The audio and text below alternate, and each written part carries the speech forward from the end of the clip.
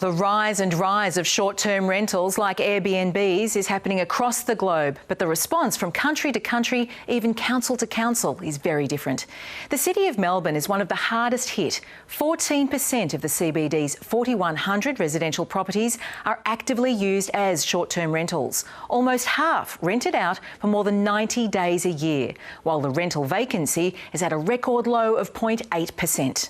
We recognise the value of short-stay accommodation to the tourism sector, but we also have tens of thousands of hotel rooms that are available in the city, and the priority has to be addressing the housing supply crisis. Melbourne is now considering a cap of 180 rental days a year. That's 6 months. Sydney has that same cap, and it hasn't been enforced in 2 years.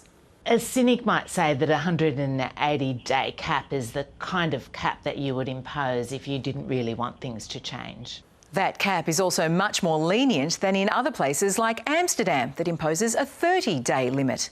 Melbourne is also considering a registration fee of $350 compared to $65 in Sydney. That's much more lenient than places that impose taxes like Denver, charging more than 10% of the rent.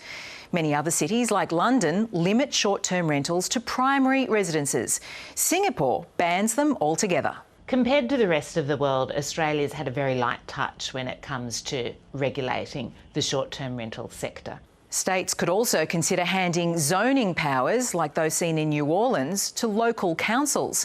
The major operators resist that hyper-local response, but experts say more regulation is crucial if we don't want the housing crisis to get worse.